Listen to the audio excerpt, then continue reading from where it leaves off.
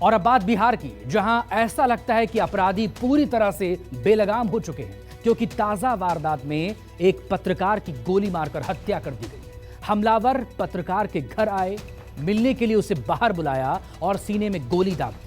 हैरानी की बात देखिए, इस सनसनीखेज वारदात से ठीक 24 घंटे पहले मुख्यमंत्री नीतीश कुमार ने यह दावा किया था कि सूबे में क्राइम पूरी तरह से कंट्रोल में है, और इसके ठीक बाद एक पत्रकार का कत्ल कर दिया गया।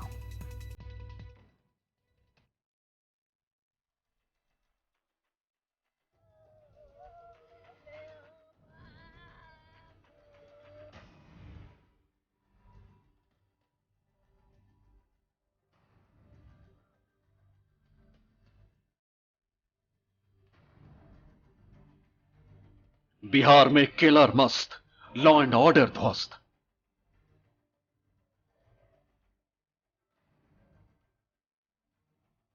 दिन दहाड़े घर में घुसकर पत्रकार का मर्डर, सीने में उतारी गोली, बंद हुई पत्रकार की बोली।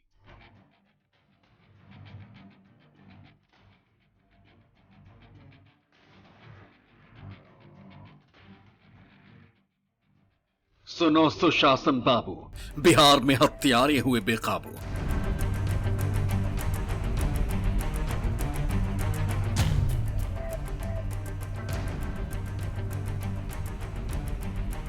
जब किलर मस्त हो और उनके सामने लॉ एंड ऑर्डर पस्त, तो यही कहा जाएगा कि बिहार में सुशासन अब नाम का रह गया है। इसकी गवाही देती है सबसे ताजा वारदात, जिसमें बेखौफ बदमाशों ने एक पत्रकार के घर में घुसकर हत्या कर दी।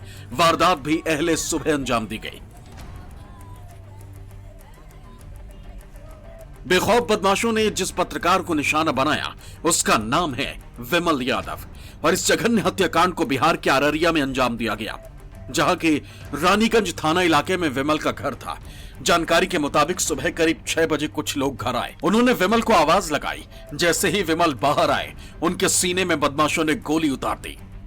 करीब 5:30 बजे रानीगंज बाजार अंतर्गत विमल जी, जो दैनिक जागरण के पत्रकार हैं, 4 अपराधकर्मी उनके दरवाजे पर पहुंचते हैं और आवाज़ देते हैं।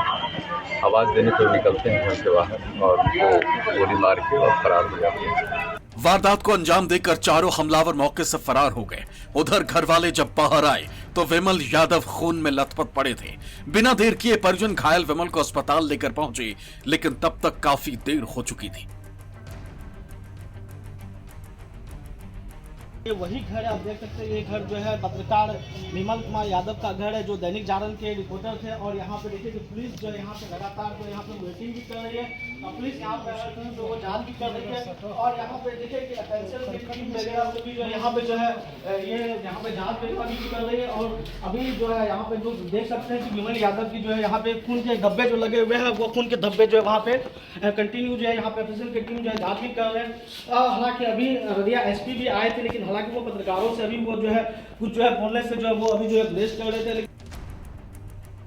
एक पत्रकार की इस तरह हुई हत्या की वारदात ने पूरे सूबे में सनसनी फैला दी और सीएम नीतीश कुमार के उस दावे की पोल खोल दी, जो उन्होंने विमल यादव की हत्या से ठीक 24 घंटे पहले किया था।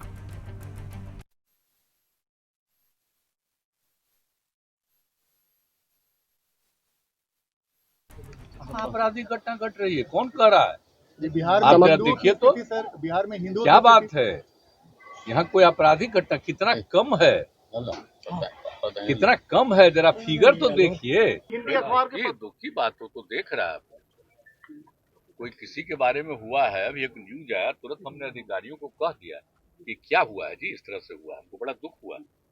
हम यहाँ आने के पहले देखे हैं न्यूज, तो हमको लगा कि भाई कैसे किसी पत्रकार का हुआ, तो हमने तुरंत अधिकारियों को कहा इसको देखिए, और मुझे बहुत दुख हुआ कि कैसे किसी के हो गया, तो देख रहा है। सुना आपने कैसे सीएम साहब के दावे की पोल 24 घंटे के भीतर खुल गई। लिहाजा सूबे में आपराधिक वारदातों को लेकर सियासत भी शुरू हो गई। रानीगंज में वहां पर जिस तरीके से विमल कुमार यादव जी की आज सुबह उनकी गोली मारकर हत्या कर दी गई। आपके राज्य में पत्रकार सुरक्षित नहीं है मुख्यमंत्री जी, आपके राज्य में पुलिस के अधिकारी सुरक्षित नहीं है। तो आम बिहारी तो बहुत दूर की बात है भाई। आम बिहारी ने तो अब आपसे उम्मीद तक छोड़ दी।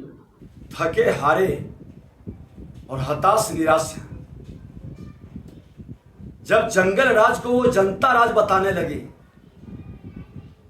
वो जंगल राज के पुरोधा जो गुंडा राज स्थापित करने का संकल्प लेकर आया है, अपराध भ्रष्टाचार के लिए चरम पर वो मिशन कर चला रहा है, आज अपराध की आंकड़ा घटेगा नहीं। थाने को आपने मना कर दिया, थाना केस नहीं लेता, जो केस करने जाता है उस पर काउंटर केस कराता है। हर दिन इतनी घटनाएं घटित हो रही है। दूसरी तरफ विमल यादव की हत्या को लेकर चौंकाने वाला खुलासा हुआ है। दावा है कि विमल की हत्या पुरानी रंजिश के चलते हुई है, क्योंकि विमल को जान से मारने की धमकियां भी मिल रही थी। बताया जाता है कि 2 साल पहले विमल यादव के भाई की भी हत्या हुई थी। देखिए, जिस तरह से अहले सुबह एक रिपोर्टर की गोली मारकर हत्या कर दी गई, बहुत सॉफ्ट है और ये खास करके पुलिस व्यवस्था की क्या स्थिति है इसको दर्शाता है। और जो आम चर्चा है उसके हिसाब से उसकी भाई की भी 2 वर्ष पूर्व हत्या हुई थी और उसके सिलसिले में वो सक्रिय थे। यह भी कहा जा रहा है कि बार बार उनको धमकी मिल रही थी, जिसकी जानकारी उनके द्वारा पुलिस को भी दी जा रही थी, लेकिन इसकी जांच होगी, क्या सत्यता है नहीं है, मगर जो घटना घटी है काफी हृदय विदारक है। सीएम नीतीश कुमार ने जो दावा किया था, अब उस दावे की हकीकत भी देख लीजिए। इसी महीने यानी अगस्त में अपराधियों ने ताबड़तोड़ वारदातों को अंजाम देकर सूबे में सनसनी मचा दी। आंकड़ों के मुताबिक 18 अगस्त 2023 को जहां अररिया में पत्रकार विमल यादव की गोली मारकर हत्या की गई, वहीं इससे पहले 17 अगस्त को अररिया में ही रंगदारी नहीं देने पर कारोबारी को गोली मार दी गई। वहीं 16 अगस्त को पटना में एक युवक की गोली मारकर हत्या कर दी गई।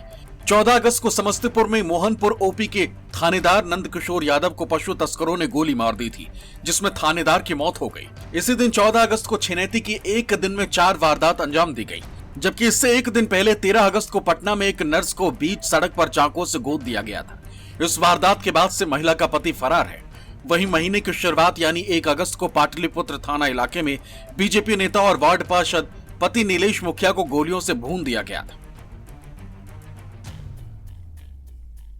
अररिया में जिस पत्रकार की आज सुबह हत्या की गई है वो पुराना रंजिश का मामला है और पुलिस अनुसंधान कर रही है, छानबीन की जा रही है कि जो हत्यारे हैं उनकी गिरफ्तारी हो सके और पुलिस त्वरित कार्रवाई करेगी।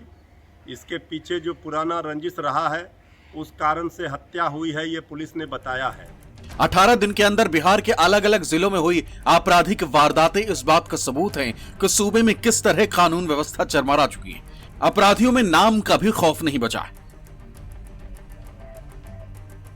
पत्रकार विमल की हत्या को लेकर पुलिस का दावा है कि जल्द ही आरोपियों को गिरफ्तार कर लिया जाएगा, लेकिन अपराधियों में कानून का कितना खौफ है, इसका अंदाजा समस्तीपुर में हुई वारदात से लगाया जा सकता है।